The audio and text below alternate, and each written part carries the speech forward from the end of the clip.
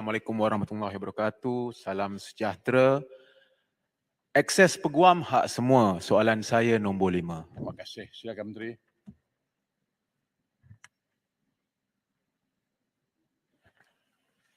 Terima kasih Tuan Speaker juga kepada rakan saya Bangi. Ketua, Yayasan Bantuan Guaman Kebangsaan ataupun YBGK ditubuhkan bertujuan untuk menyediakan khidmat bantuan guaman untuk kes jenayah saja. Dari tahun 2020 hingga 2022, YBGK telah memberi perkhidmatan bantuan guaman jenayah kepada sebanyak 657,057 orang. Jabatan Bantuan Guaman atau JBG juga merupakan sebuah jabatan kerajaan yang ditubuhkan untuk memberi khidmat bantuan guaman bagi kes sivil dan syariah. JBG juga mempunyai bidang kuasa jenayah yang terhad, iaitu mewakili tertuduh yang ingin mengaku salah bagi meringankan hukuman, mewakili kanak-kanak di Mahkamah bagi Kanak-kanak dalam prosiding jenayah di bawah Akta Kanak-kanak 2001 dan mewakili tertuduh dalam prosiding jenayah di bawah Akta Kesalahan-Kesalahan Kecil 1955.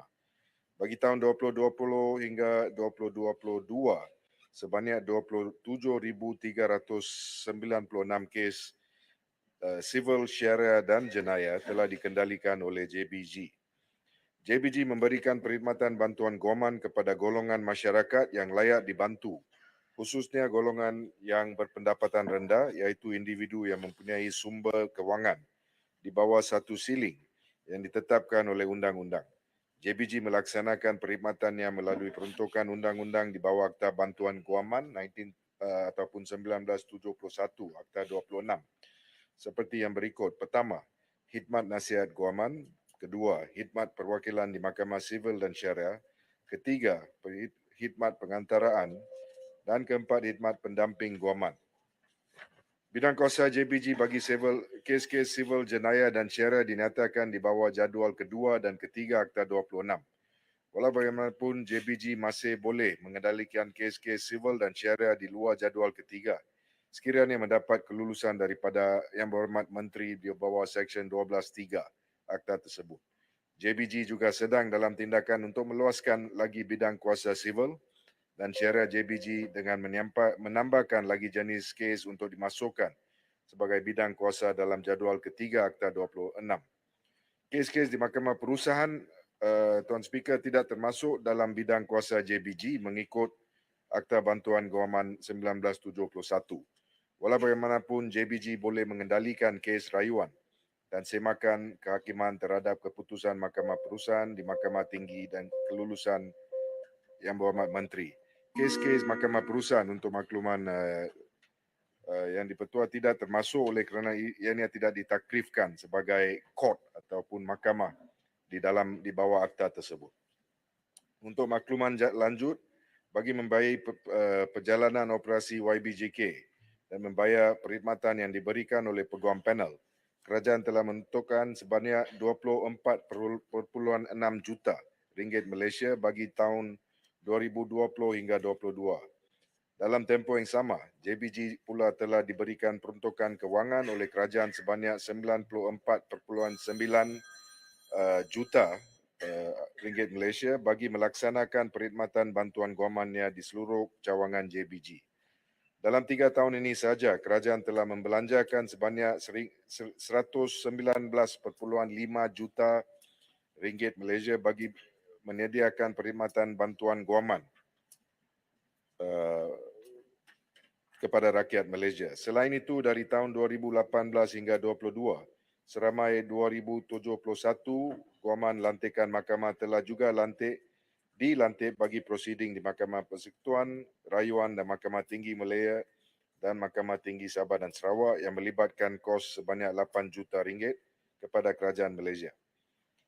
Dalam masa ini, bagi memperkasakan lagi akses kepada bantuan guaman di Malaysia, Bahagian Ahli Wal Undang-Undang Jabatan Perdana Menteri sedang juga giat menjalankan kajian dasar terhadap cadangan penubuhan sebuah pejabat pembela awam ataupun public defenders bagi menginstitusikan perkhidmatan bantuan guaman dalam kes jenayah agar perkhidmatan ini dapat diberikan secara lebih berstruktur, mampan dan holistik sambil memberikan peluang kepada semua, terutamanya golongan yang kurang berkemampuan untuk mendapat akses kepada keadilan. Sekian.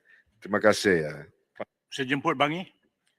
Terima kasih YB Timbalan Menteri atas jawapan tersebut. Kita tahu akses kepada keadilan itu adalah satu hak asasi manusia dan YB Timbalan Menteri juga telah menyatakan tentang dua entiti yang menyediakan bantuan guaman iaitu YBGK dan juga JBG. Pihak Majlis Peguam mengambil pendirian bahawa sebenarnya sepatutnya ada satu badan saja yang memberikan khidmat bantuan guaman ni untuk memastikan keberkesanan. Jadi soalan saya, adakah pihak kementerian bercadang untuk mencantumkan YBGK dan juga JBG ini menjadi satu entiti untuk memastikan bantuan guaman itu dapat disediakan dengan lebih berkesan? Terima kasih. Sila Menteri. Terima kasih Bangi kepada soalan tersebut. Ada menjadi memandangkan terdapat dua entiti yang mengendalikan kes-kes bantuan guaman YBGK dan JBG tadi, sudah tentu ada rancangan ataupun usaha ataupun kajian untuk mencantumkan kedua-duanya untuk menjadikan mencapai satu badan uniform untuk mengendalikan kes-kes bantuan guaman secara for all.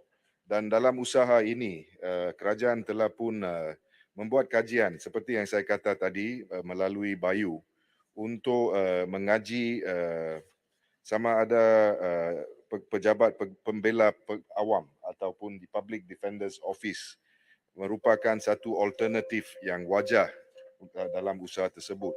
Untuk makluman yang berhormat, dalam